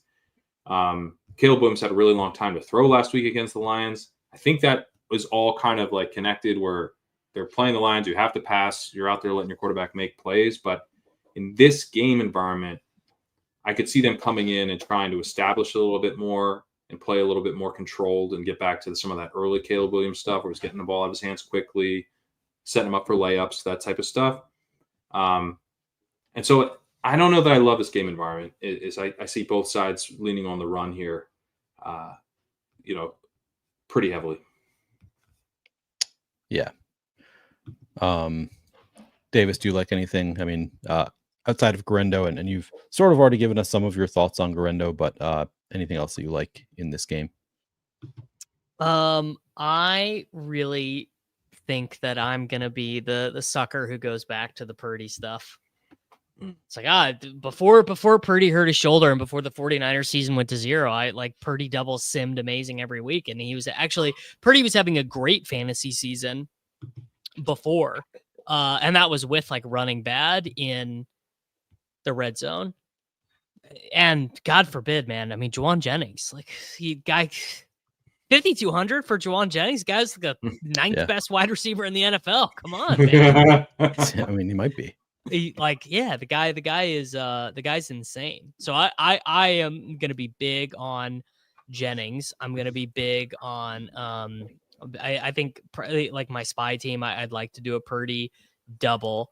Juszczyk is gonna play the third downs, but like the thing is, man, 16 for 80 and 2 touchdowns. That gets it done. Jennings is going to be the most owned wide receiver. He's going to be the most owned wide receiver of the slate, more than Jacoby Myers even. Debo, you want to know his rushing usage the last 3 weeks? Just guess. I'm going to go with 5 total carries. I think that's right. I think it's either 4 or 5 total carries. No, the last 3 weeks, it's 1 rush for -1 yard. 2 games in a row with no rushes. Oh, you did the weeks thing on us. Do they have the buy in there? No, the last 3 games. Last 3 games. Sure? I looked this up yesterday. If I'm wrong, I will correct myself. Yeah. No. Kansas City. Okay, I miscounted that. Yes. No, I am Yeah. No, Okay. I'm pretty sure I'm right. I am right. I think I went to write this up, and then I got confused with. Actually, you know what? It's even. Yeah. No, I am right. Last 3 games, 1 rush. But that's with -1 yard. McCaffrey there for all those games, right? And McCaffrey's gone now. Well, so do we see an uptick again? Not in the Buffalo game. The Buffalo game, he got hurt in the first quarter. Okay, yeah. But Jordan Mason was there, so now Jordan Mason's out. So now they have to go to Debo. Debo right? will definitely get 3 rushes in this game, and I'll tell you what. If you're not going to play Debo here at $5,900 with them down to Isaac Guerrendo in the backfield, Debo might as well just retire. Yeah, he truly might. Like if he cannot generate 17 fantasy points here, then he is of no use to us ever. Like he does not need to be mentioned ever again. Yeah, the price is right for Debo. Hard not to have like a 5,900. little bit of interest there. Jennings just looks objectively better at 5,200. Like he's going to see more targets. He's probably better than Debo right now. Yeah, so Debo, but low owned pivot, I guess, to Debo. What about Kittle? Like Kittle's he's good. Has those huge spike weeks. Nobody's going to play him. I was going to say he's like this was Jacob Sanderson's flag plant on our Thursday show. He's just like, man, no one wants to play this guy. Everyone wants to play Trey McBride instead of this guy. Yeah, I think it's pretty good. Seems like a tournament play for sure. Yeah, I like that. Any interest in so first of all the passing game for I guess Pat already kind of went through it, thinks it's going to be the Bears are going to lean more on the run. Do we have any interest in like the Bears? They've been pretty condensed since their bye week, and I wrote this up in my article, like went over the numbers, but it's like in 6 games since the bye, Keenan Allen 52 targets, DJ Moore 48 targets on 95% route participation, Rome Odunze 44. So like they're pretty concentrated, but I still can't get myself to be excited about playing any of them. Do you have any interest in like any of them? I don't know that they are concentrated enough because there's 3 of them. Yeah, I guess there's 3 of them, and none of them are that efficient. You know, even with Brown, I think Moore's at 1.89 yards per out run since Brown's taken over, which is way better than he's been for the course of the season. Keenan's at like 1.52 or something like that. And you know, those numbers are better than for the year, where Moore's at 1.36 and Allen's at 1.20. But Odunze's only been at 0.57 yards per out run since Thomas took over. He's 1.19 for the year. That probably doesn't stick. I don't think they're just cutting Odunze out. So it's kind of like it's sort of shifted towards Allen and Moore, but what if it kind of goes back and just kind of does the swirl that it's been doing all season? Right. It's just not efficient enough, I think. Yeah. Caleb's been actually like the past 2 games, Caleb has put up 26, 27 fantasy points, which is kind of nuts. So yeah, like I sort of kind of want to go there, but it's tough on this slate to get too excited about it. The one that I really want to hear your thoughts on is Travis Homer. We already have Roschon Johnson ruled out. DeAndre Swift, I don't think he's practiced yet this week, or at least like the past few days. It really could be like Travis Homer is the starting running back. He's 4,000 on both DraftKings and FanDuel. Like I know we have a lot of value on this slate, but he's the only one I think that is stone min on both sides. Like 4,000 on FanDuel in particular, like 4,000 is just, you don't really get viable plays at 4,000 very often. I don't know. Any interest in Travis Homer? If he literally was the last guy. Yeah, you need 4,000 player. Yeah, throw him in there. Yeah. I want to say one time I wanted to play him as chalk for Seattle, and DJ Dallas took all the rushes. That's right. Like Me too. I played him. I remember that. The thing with Travis Homer is that like, you're gonna learn someone's name if Travis Homer is the starting running back. You're gonna learn. It's a sincere McCormick situation, like for real. Like you. Who's this guy? Oh, they had him on the practice. They've loved him, but they didn't tell anybody about. They really think he's great. UDFA they've had for 3 years, whatever. Right? That's exactly what. Okay, now we got to figure out who this is gonna be. Whose name is everyone gonna learn? Yeah, it was supposed to be Khalil Herbert. Damn it, dude! It's Darrington Evans and Demetric Felton. That's like as bad as it gets because those are pass catchers. That is like as bad as it gets for Homer. That means Homer 10 rushes for 28 yards is what Travis Homer is getting. And it looks worse on the field. All right. So what I'm hearing is no interest. In I don't Travis think I'm Homer. interested. I could see it being fine. I mean, Amir Abdullah and like in the way he kind of hit, that would be. Yeah. Velus Jones got cut. If Velus Jones had not been cut, this would have been like, oh my god, are we getting a is three-play Ian wide Wheeler receiver? on IR? Remember that dude from Hard Knocks? Yeah. That would have been fun if we got to Ian. We relearned Ian Wheeler's name. He's on IR though. Sad. Yeah. All right. So we're not doing it with Travis Homer. Probably. Oh, Velus Jones is a Jacksonville Jaguar. He might start at running back for the Jaguars by the end of the year. He might be their head coach by the end of the year. Yeah. Dude, Doug's not getting fired. Come on, grow up. He will. He He's will, at least right? getting fired this offseason, sure? right? They said he was going to get fired if he didn't win the London game, and then Everybody thought they were leaving him in London. Yeah, how did he not get fired after then that he's game? just still the coach. I guess maybe you're right. I don't know, man. We're gonna get Lawrence back out there, see what else he's got, immediately get some concussed and season-ending surgery. I think that's you're like, okay, we're ready for a fresh start. Yeah, you'd think. Anything else from Bears and Niners? I'm kind of interested in Caleb Stacks. I mean, I probably won't play it, but like, man, are they condensed? It does seem sharp. Like I don't know. Yeah.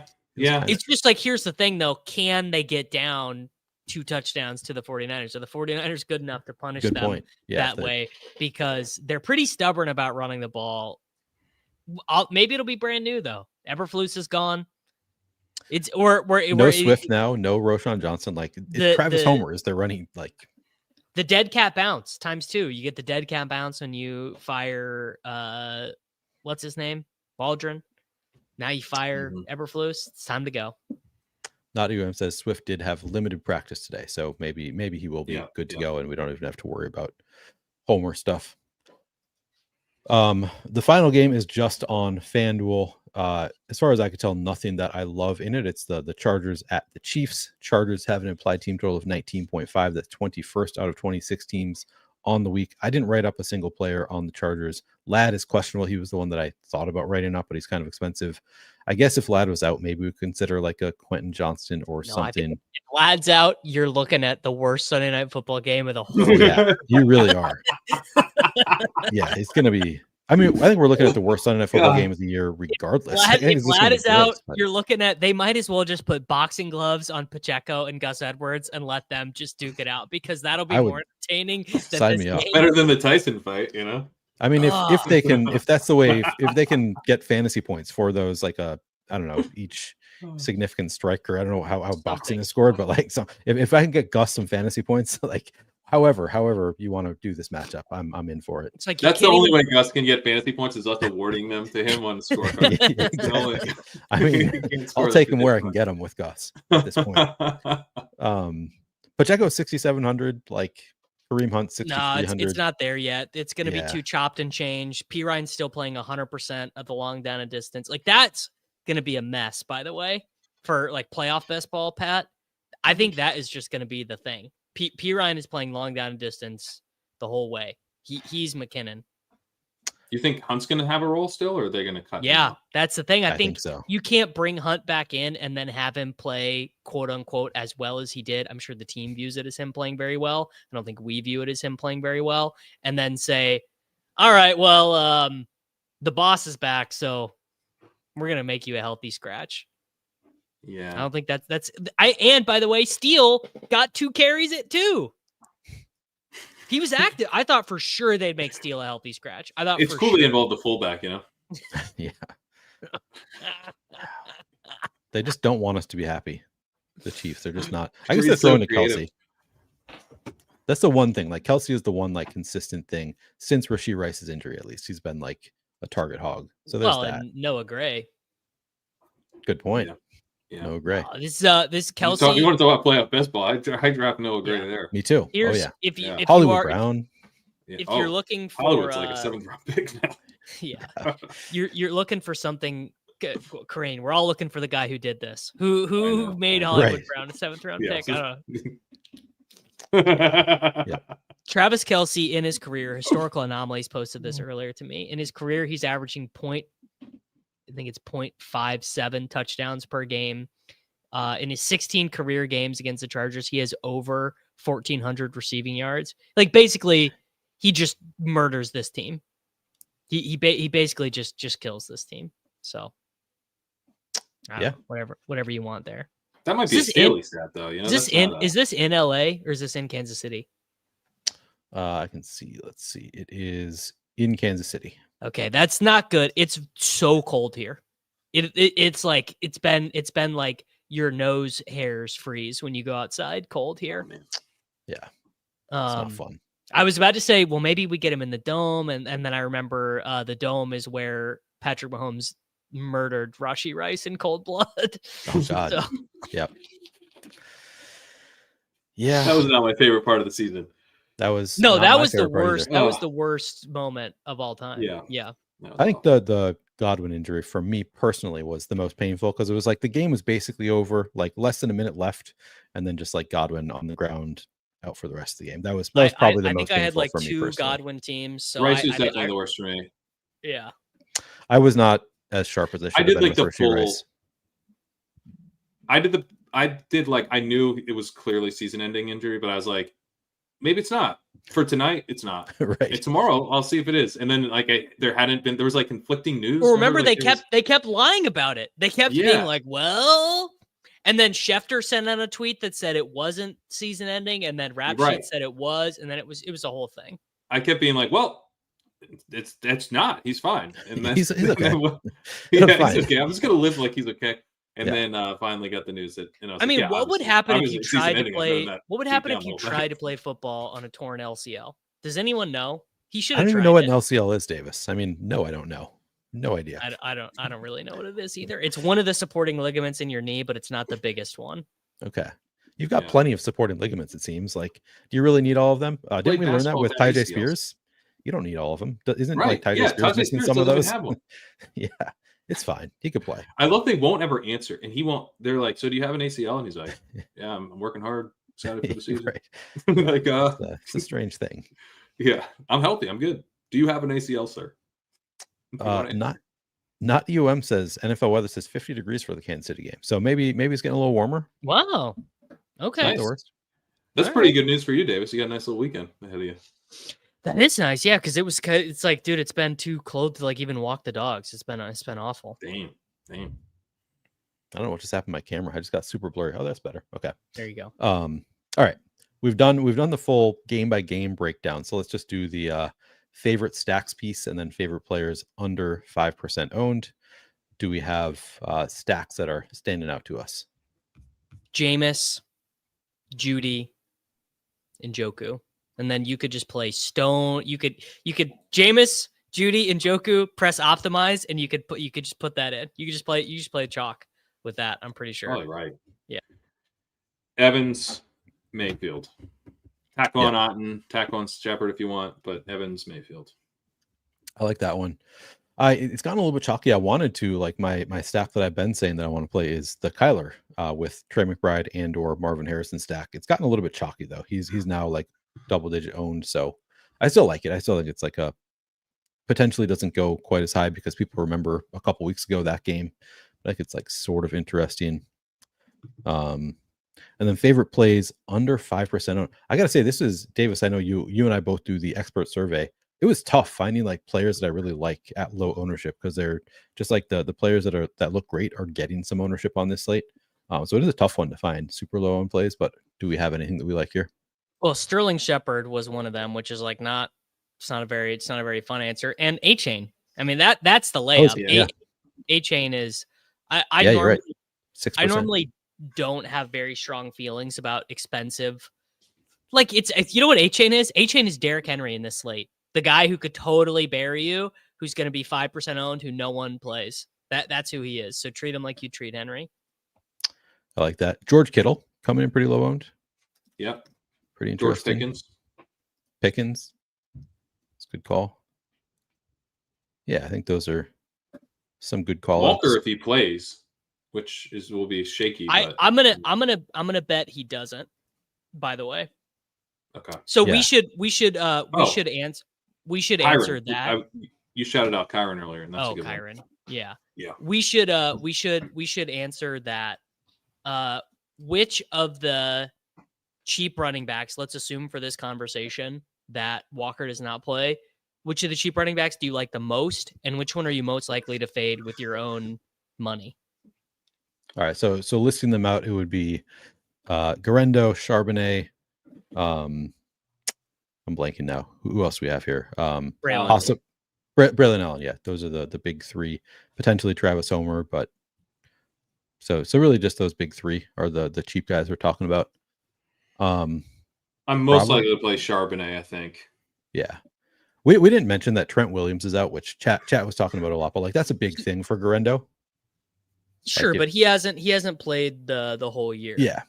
He played some. He's been out for a few weeks, right? Has he really been out that long? I thought he was just out for like the past couple weeks. Like off and on throughout the year, but maybe I'm wrong. But yeah, so I think Garendo number 1. Charbonnet number 1, Garendo number 2, Braylon Allen number 3 for me, I think. Davis, I think you said you like Braylon Allen. Oh no, you like Charbonnet best if he is the starter. And then Braylon Allen. Charbonnet, Braylon, Garendo. Garendo has 6.2 points, so square in his range of outcomes. Not saying he's a bad play, not saying you should fade him. I think he's great. But I've seen into the future. I've taken the spice melange, and I've seen, my eyes have fluttered into the back of my head, and I've seen Kyle Juszczyk. Your ancestors did this play. They didn't like it. Well, here I will bring up the exact game that I'm thinking of. Trey Sermon, his rookie year, everyone else on the team got injured. I don't remember even who the other running backs were, but against Green Bay, in a primetime game, Trey Sermon had to start the game.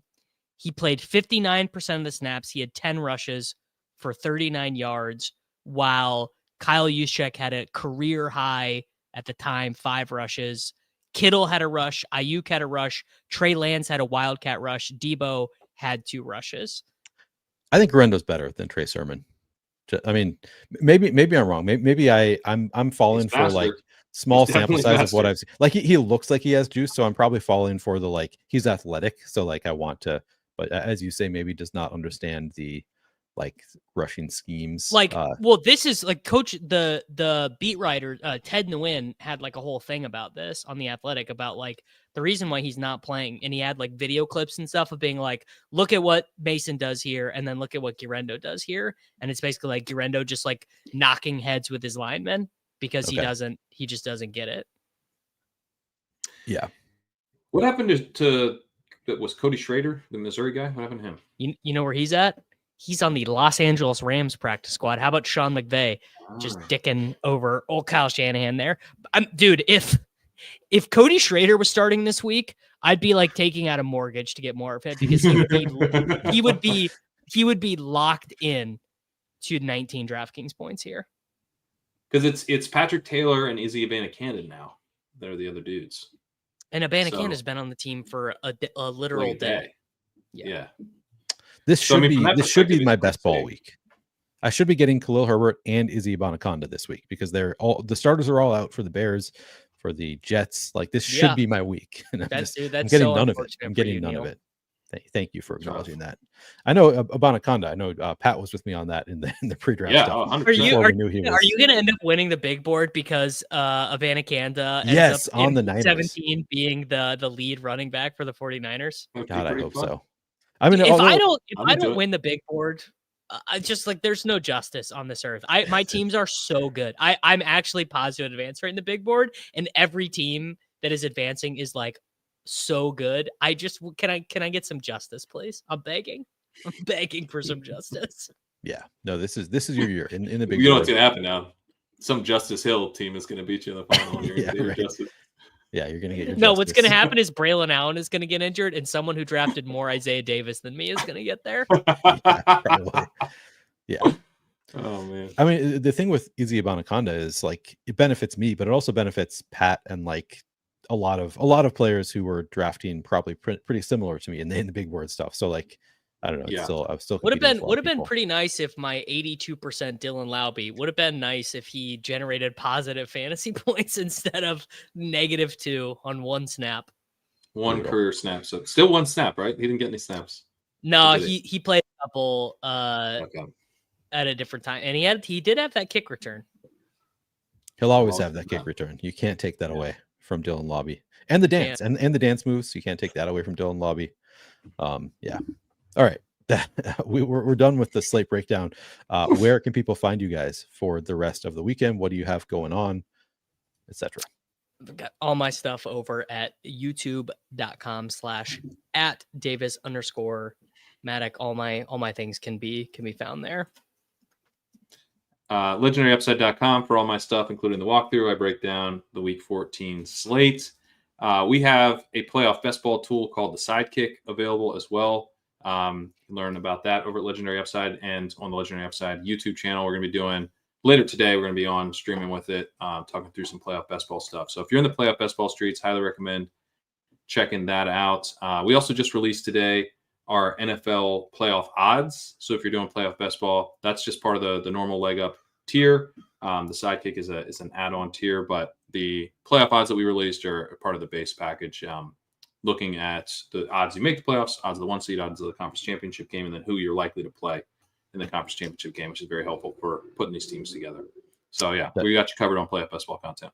I don't like tools generally, and I drafted a couple without the Sidekick today, and I was like, I gotta pop the other window back up. I need it back. It's like so It's much good, more man. difficult without the Sidekick. Like the Sidekick just saves you a headache in drafting playoff best ball, because it's so much more like you need to draft a very specific way in playoff best ball, and it's going to lead you it helps in that direction. It helps you just remember what you're doing. That's to me the biggest value of it. It's like, what am I doing again? Right. And what are my options again? And then I make you'd make your decisions off of it, but it helps you just like, it's a place for you to store your memories as you draft these teams. Yeah. It's a great tool. Yeah, highly recommend. Appreciate the consigliere, and make sure you subscribe to all of the YouTube channels. And that is where I will be doing. I'm all over the place, but at 444.com, if you sign up for the DFS package, you can get access to my slate breakdown for the tournament. For the main slate tournament, that's of course all written up. That is what I've been referencing throughout this show in the game by game breakdown. So you can find that if you sign up for 444, and then also I will be posting my cash game article as well at 444. So that's where you can find me. And then also on my YouTube channel, the Flannelverse, I do showdown breakdowns every Monday, Thursday, and Sunday night. So next up, I will be Sunday, 85 minutes prior to Sunday Night Football lock. That is where you'll find me at the Flannelverse. But yeah, lot of good YouTube content out there for all three of us. Make sure you check it out as well. Make sure you subscribe to the 444 YouTube channel as well. That's going to do it for this show. Thank you guys very much. We'll be back next week for the Week 15 breakdown on Friday afternoon. See you then.